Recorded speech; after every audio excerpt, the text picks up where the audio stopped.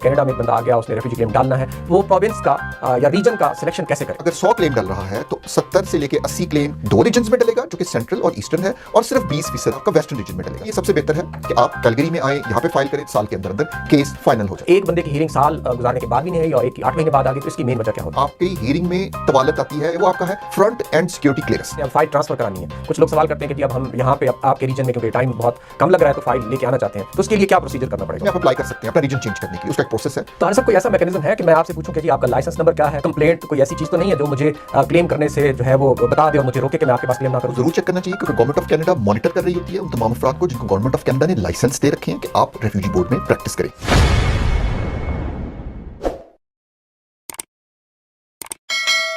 जी अस्सलाम वालेकुम नाज़रीन, उर्दू वर्ल्ड के साथ दोबारा आपकी खिदमत में हाजिर हूँ और मेरे साथ वही ऑनरेबल गेस्ट हारिस फारूक साहब, रेगुलेटेड इमिग्रेशन कंसल्टेंट हैं। और हमने थोड़ा सा अपने प्रोग्राम के फॉर्मेट को चेंज किया है कि हम आपको सब्जेक्ट टू सब्जेक्ट जो है वो इनके व्यूज़ जो है हम अपने चैनल के थ्रू बताएंगे, ताकि आपके लिए आसानी हो कि आप क्लिक करें और आपको आपके मतलब का जवाब जो है मिल जाए। तो आज हम दोबारा रेफ्यूजी क्लेम के ऊपर बात कर रहे हैं, यानी अगर आप कनाडा तशरीफ़ ले आते हैं किसी तरीके से भी, बाय एयर आते हैं, बाय बॉर्डर आते हैं, बाय जहाँ से भी आप अगर एक दफ़ा कनाडा आ जाते हैं और आपने रेफ्यूजी क्लेम डालना है और सिलेक्शन करनी है, क्योंकि आपको मार्केट में आपको थाउजेंड्स ऑफ वीडियो मिल जाएंगी जो आपको बता रहे होते हैं कि जी आप इस तरह कर लें, इस तरह कर लें। हम उससे हट के ये बताना चाहते हैं कि अगर आप कनाडा आ गए, आपको प्रॉम्प्ट रिस्पांस चाहिए और आप चाहते हैं कि आपका केस जल्दी हो, तो वो हारिस फारूक साहब बताएंगे। मैं सवाल ये करता हूँ कि हारिस साहब, कनाडा में एक बंदा आ गया, उसने रेफ्यूजी क्लेम डालना है, वो प्रोविंस का या रीजन का सिलेक्शन कैसे करे? जी बहुत शुक्रिया अमान साहब, ये वाकई एक बहुत अहम और इम्पॉर्टेंट किस्म का सवाल है, क्योंकि जब आप कनाडा में एंटर होते हैं तो उस वक्त तो आपको इल्म नहीं है ना, आपको तो आपने सारा ये डेटा इकट्ठा किया होता है कि रिफ्यूजी क्लेम मुझे फ़ाइल करना है, तो लेकिन कहाँ पे फ़ाइल करना है और किस शहर में जाके फ़ाइल करना है ये नहीं आपको इल्म, और उसकी क्या क्या फ़र्क हैं वक्त के वेट टाइम में और किस चीज़ों में, ये हमें इल्म नहीं होता। आज मैं आपको तफसील से बताऊँगा कि वेट टाइम कहाँ पर कम है, कहाँ पर ज़्यादा है, और वेट टाइम की क्या वजूहात हैं। ठीक है, सबसे पहले तो जैसे मान साहब ने सवाल किया कि किस शहर में डाला जाए, आपको मैं उसकी तफसील में जाने से पहले आपको ये बताना चाहता हूँ कि जब आप रेफ्यूजी क्लेम डालते हैं तो उसको जो गवर्नमेंट का यहाँ पे ट्रिब्यूनल है, IRB, immigration and refugee board, वो डील करता है इसको। उसके 3 रीजन्स, उसने पूरे कनाडा को 3 रीजन्स में तकसीम कर रखा है। एक ईस्टर्न रीजन है, एक सेंट्रल रीजन है, एक वेस्टर्न रीजन है। अब ईस्टर्न रीजन में ओंटारियो आ गया, सेंट्रल रीजन में क्वेबेक और उसके साथ वाले इलाके आ गए, और फिर वेस्टर्न रीजन हो गया। वेस्टर्न रीजन का ऑफिस वैंकूवर में है, ईस्टर्न रीजन का जैसे टोरंटो में है, सेंट्रल का क्यूबेक में है। अब अगर आप कनाडा की डेमोग्राफिक को देखें, कनाडा की ओवरऑल पॉपुलेशन को देखें, तो कनाडा की 70% पॉपुलेशन सेंट्रल और ईस्टर्न रीजन में रहती है, यानी कि वो ओंटारियो में और क्यूबेक में और सीरिया में रहती है। इसी तरह से जो हमारे लोग बाहर से कनाडा में ट्रैवल कर रहे हैं, रेफ्यूजी क्लेम डालने के लिए आ रहे हैं, वो भी 70 से 80% अफराद वहीं पे लैंड करते हैं और वहीं पे अपना रेफ्यूजी केस डाल देते हैं। तो उससे क्या है कि आप इमेजिन करें, अगर 100 क्लेम डल रहा है तो 70 से लेके 80 क्लेम दो रीजन्स में डलेगा जो कि सेंट्रल और ईस्टर्न है, और सिर्फ 20% क्लेम जो है आपका वेस्टर्न रीजन में डलेगा। अब वेस्टर्न रीजन का ऑफिस ओंटारियो में है। वेस्टर्न रीजन में कौन कौन से प्रोविंसेस शामिल है? ब्रिटिश कोलंबिया शामिल है, ओंटारियो शामिल, अल्बर्टा शामिल है, सास्काचुवान शामिल है, ये जो प्रेरी के प्रोविंसेस हैं, वेस्टर्न रीजन की बात कर रहे हैं, ये हम वेस्टर्न रीजन की ये शामिल है। इसके ऊपर क्योंकि वर्कलोड कम है तो हमारा केसेस पहले तो 5 से 6 महीने में फाइनलाइज हो जाते थे, जल्दी बारी आ जाती थी क्योंकि वर्कलोड इनके ऊपर कम था। और उस वक्त आपका जो सेंट्रल रीजन था या ईस्टर्न रीजन था, यानी कि जो ओंटारियो और क्यूबेक वाला रीजन था, उसका वेट टाइम 1.5 से 2 साल था। लेकिन अभी थोड़ा सा बढ़ के हमारा वेट टाइम 1 साल पर चला गया, 11 से 12 महीने पर चला गया, यानी अगर आप कैलगरी से फाइल करें। और अगर आप अभी जाके मॉन्ट्रियल से या आप ओंटारियो से जैसे टोरंटो से फाइल करेंगे तो वेट टाइम 2 साल से भी ऊपर का चला गया।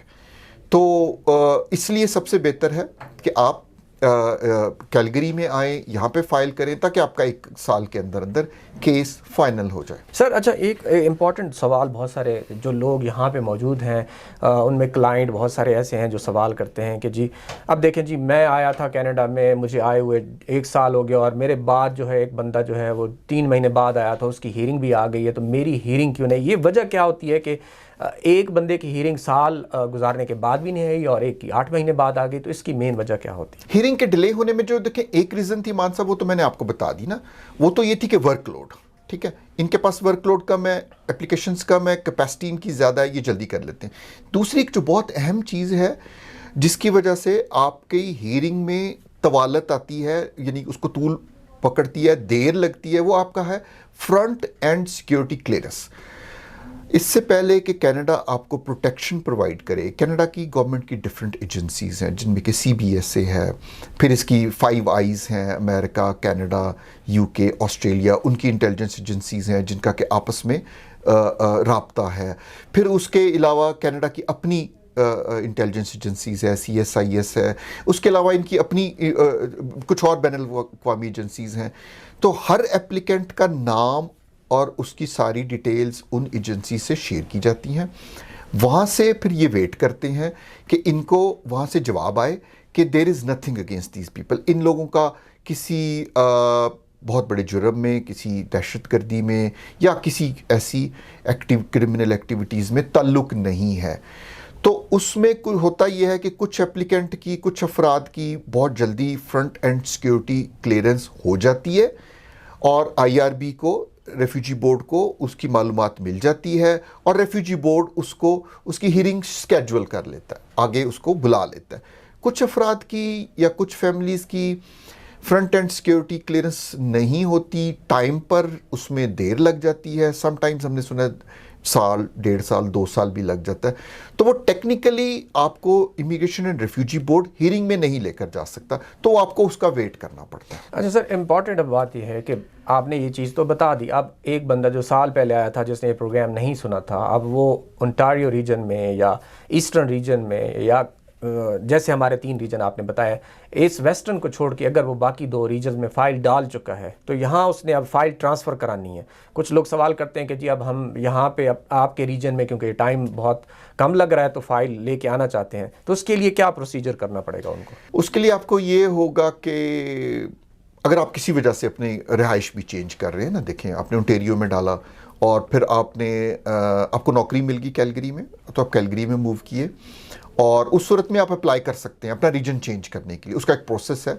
تو اگر آپ کا ریجن چینج ہو جائے آپ کی اپلیکیشن پر, وہ اس کو کنونسنگ میں لگے, تو پھر اس ریجن میں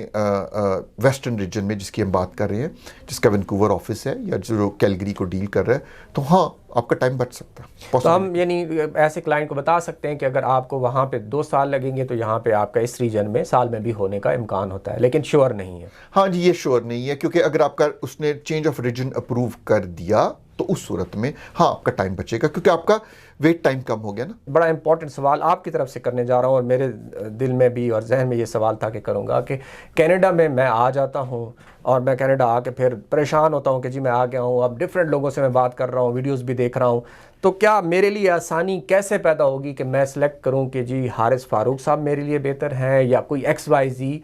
وہ کون سے پیرامیٹر ہیں جس سے مجھے آپ کو سلیکٹ کرنے میں آسانی ہو؟ سر یہ واقعی ایک اہم سوال ہے. آپ جب کینیڈا میں آتے ہیں, اب تو ظاہر ہو سکتا ہے زیادہ تر یہی ہوتا ہے کہ آپ پہلی مرتبہ کینیڈا میں آئے ہیں اور پہلی دفعہ ہی ظاہر آپ ریفیوجی کلیم ڈال رہے ہیں, تو آپ کو اتنا علم نہیں ہے کہ کون سا رائٹ کونسل ہے, کس کے پاس ہم جائیں. تو پہلی تو چیز یہ ہے کہ آپ جن کونسل کا انتخاب کریں, ریگولیٹڈ امیگریشن کنسلٹنٹ کا, آپ دیکھیں کہ کیا وہ IRB کے لیے, امیگریشن ریفیوجی بورڈ کے لیے لائسنس یافتہ ہیں یا نہیں. اگر وہ لائسنس یافتہ ہیں تو وہ تو آپ کا پہلا سٹیپ ہو گیا. اس کے بعد آپ کو جاننا یہ چاہیے کہ کیا آپ جس ملک سے آ رہے ہیں, جس ریجن سے آ رہے ہیں, آپ کے کنسلٹنٹ کو وہاں کے ریجن کی سیاسی, ڈیموگرافک, پولیٹیکل سچویشن, لیٹسٹ کیا وہاں پہ ہو رہا ہے, اس کا ان ڈیپتھ علم ہے یا نہیں ہے. اگر ان کو اس کا علم نہیں ہے تو وہ آپ کا کیس پریپیئر نہیں کر سکیں گے. دیکھیں جس طرح سے آپ بنگلہ دیش کی مثال لیں گے, تو بنگلہ دیش میں آج سے تقریباً 8 7-8 महीने पहले अवामी लीग की हुकूमत थी और काफ़ी सप्रेशन कर रही थी, तो उनको जो केसेस डाले गए थे अवामी लीग की सप्रेशन के, अब अगर आदमी को इल्म ही नहीं है कि वहाँ पे हुकूमत चेंज हो गई है, नई हुकूमत आ गई है यूनुस साहब की, और उसमें किन किन पॉलिटिकल पार्टीज़ की सप्रेशन हो रही है, किन की नहीं हो रही, तो ये लेटेस्ट ट्रेंड्स का, या वहाँ पे BNP एक है पार्टी है, अवामी लीग वहाँ पे एक पार्टी है, जमात इस्लामी है, और उनका आपस में किस किस तरह से पावर स्ट्रगल है, किन लोगों की प्रोसिक्यूशन होती है, नहीं होती, तो वो ये चीज़ें जानना बहुत ज़रूरी है। इसी तरह पाकिस्तान की आप सियासी को देख लें, इसी तरह आप इंडिया का देख लें, डिफरेंट उसकी स्टेट्स हैं, डिफरेंट स्टेट्स में डिफरेंट प्रोसिक्यूशंस हैं, कहीं पे खालिस्तान का है, कहीं पे मज़हब का है, और कहीं पे LGBT का है, तो वो उनको एक इन डेप्थ नॉलेज होना चाहिए। जी सर, ये आपकी बातें बिल्कुल बजा हैं जो आपने कही कि आपको इन डेप्थ नॉलेज होना चाहिए उस रीजन का, लेकिन स्टिल एज ए क्लाइंट मैं आपके पास आया हूँ तो मेरा एक राइट है कि मैं आपसे पूछ सकता हूँ कि हारिस साहब ये बताएं कि पिछले साल में आपने कितने केसेस लड़े और कितने केसेस आपने जीते, तो क्या मुझे आप वो डाटा दिखा सकते हैं जिनको देख के मैं सेटिस्फाइड हो जाऊँ कि जी नहीं 100 में से आपने 90 केस जो जीत लिए, तो मैं फौरी तौर पर कहूँगा कि जी हारिस साहब मैं आपको रिटेन करता हूँ। जी बिल्कुल, ये आपका हक है। देखें, आप जब आपकी पॉलिटिकल प्रोसिक्यूशन हो रही है, कनाडा में आप दाखिल हुए, आप रेफ्यूजी क्लेम डाल रहे हैं, तो मैं समझता हूँ आप ज़िंदगी का एक अहम तरीन फ़ैसला कर रहे हैं, और ये फ़ैसला आप जल्दबाजी में नहीं आपको करना चाहिए। आपका ये हक है, अपने कौंसुल से पूछें कि भाई आपने इस जोग्राफिकल या इस मजहबी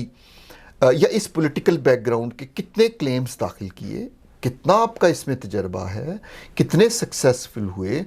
और वो आपको दिखाएं। लाइक अगर मुझसे आके सवाल करेंगे मैं तो बड़ी खुशी से आपको दिखाऊंगा। आपको दिखाना, आपको मुतमईन करना, आपको पूरी तरह से समझाना, ये आपके काउंसिल का काम है। अगर वो इसको नहीं कर रहे, इससे कतरा रहे हैं, इसको अवॉइड कर रहे हैं, तो मेरे ख्याल में आप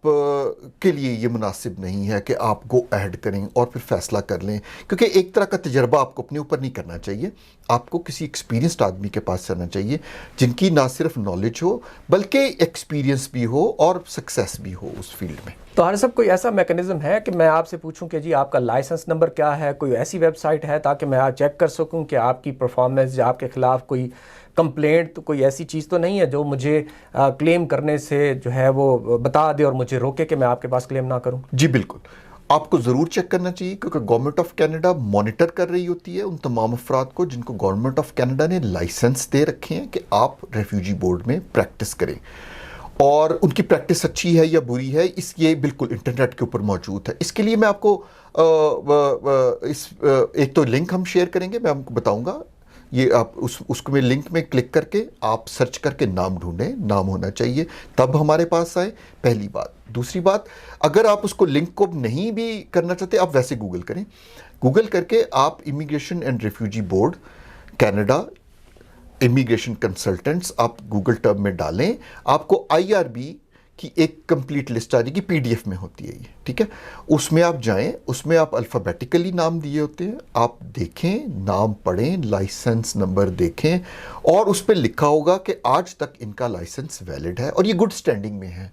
तो ये बहुत ज़रूरी है, ये आप देखिए और फिर उनके पास जाइए और उनको अपना केस दीजिए। जी, तो नाज़रीन, बड़े मुश्किल सवालों का जवाब हारिस साहब ने बिल्कुल आसानी से आपको दे दिया, और इतनी आसानी से कि आप फौरी तौर पे इमिग्रेशन एंड रेफ्यूजी बोर्ड की वेबसाइट पे जाके इनका लाइसेंस नंबर, मैं स्क्रीन के ऊपर भी इनका लाइसेंस नंबर जो है वो शो कर रहा हूँ, इनकी ईमेल एड्रेस भी है, इनका फ़ोन नंबर भी है, इनके ऑफिस का एड्रेस भी है, तो आपके लिए बहुत आसानी पैदा कर रहे हैं कि आपके सवाल जो आपके जहन में है वो मैं इनसे पूछ रहा हूँ, वो आपको फ़ौरन इनका जवाब दे रहे हैं, और आप इनकी परफॉर्मेंस को जाँच कर सकते हैं इमिग्रेशन रेफ्यूजी बोर्ड की वेबसाइट पर जाके। अगर इनके खिलाफ कोई कंप्लेंट होगी तो आप बिल्कुल आइएगा, लेकिन मेरी सजेशन ये है कि आप ज़रूर आएँ इस ऑफिस में, क्यों कि आपके किसी सवाल का जवाब जो है वो आपके जो जहन में वो ज़रूर इनसे आपको मिलेगा। तो हमारे साथ रहिए, अगली एपिसोड में फिर एक टॉपिक लेके आएंगे। आपका बहुत शुक्रिया।